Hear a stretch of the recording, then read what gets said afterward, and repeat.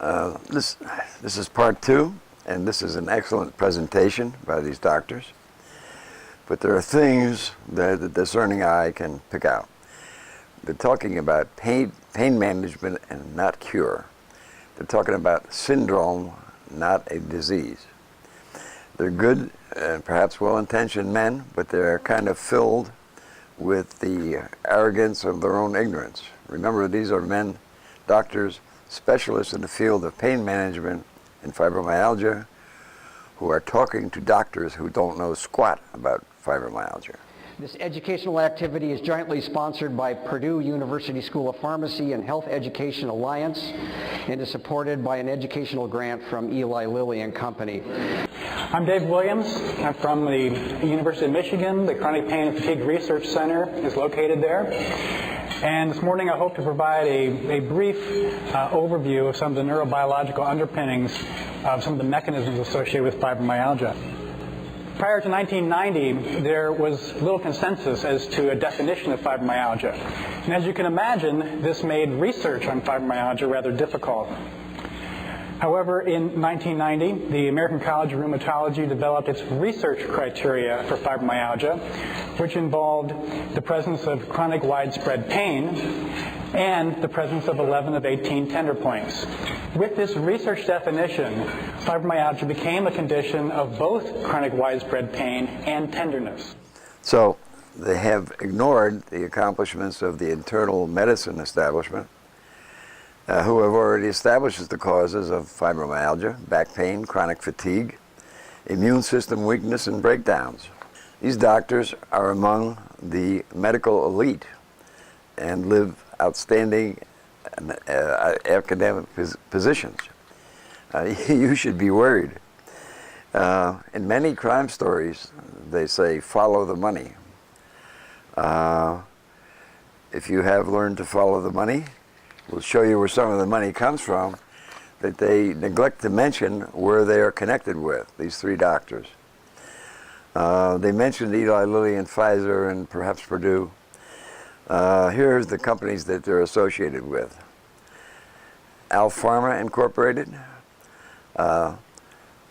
Cephalon Incorporated, Eli Lilly, Endo Pharmaceuticals, King Pharmaceuticals, Merck and Company, Pfizer Incorporated, Ortho McNeil Janssen Pharmaceuticals, Purdue Pharma LP, Abbott Laboratories, Cypress Laboratories, Forest Laboratories, Pierre Fabre Pharmaceuticals, versus, for the good guys, little supernutrient standing up for the facts about fibromyalgia.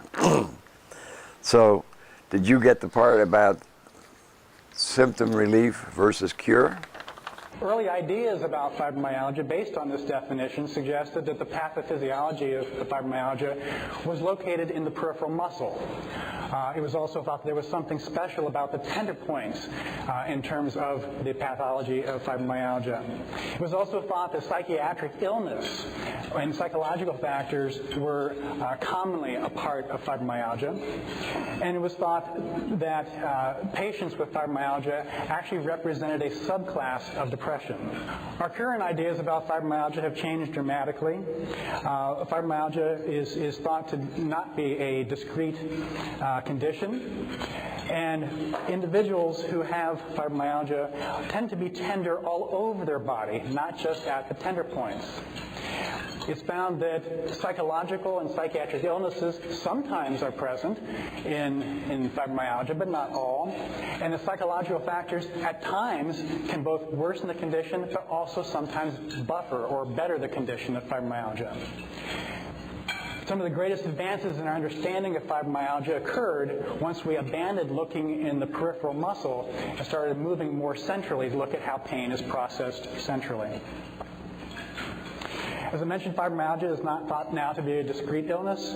In fact, fibromyalgia appears in a subset of many other illnesses, such as depression, chronic fatigue syndrome, irritable bowel syndrome, temporomandibular disorder, and others. It's best to think of fibromyalgia really as being a part of a spectrum of disorders that include these other conditions.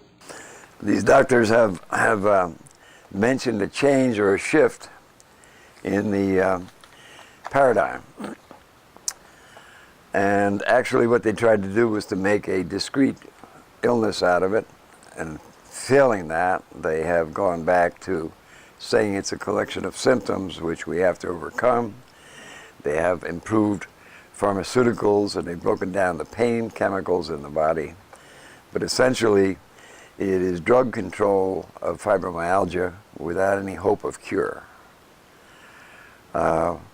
We have identified a great many conditions, which we will go into, that are set as a fibromyalgia pattern that identifies it as a distinct entity. It has common denominators, and if you notice in the part where they talked about the patients and the psychological part, the first doctor, by the way, this Dr. Williams is a psychiatrist, and they talk about the effects of the person's aspects of their mind versus increase or decrease in their illness. We have identified root causes for these, which we'll show you in the next presentation, because we have what are apparently secrets for fibromyalgia that none of these doctors has ever heard of.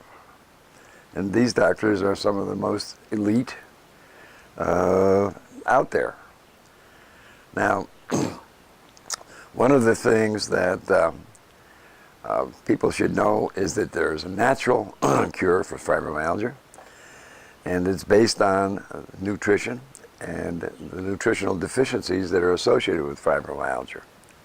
We have noticed that they have compiled a list of 5, and fibromyalgia has routinely been covered by 5 symptoms, and they list them here as associated with the fibromyalgia and their percentages. They have depression as 23%. They have chronic fatigue as 70%. They have irritable bowel syndrome as 30%. They have TMJ as 75%. They have multi-chemical sensitivities as 55%.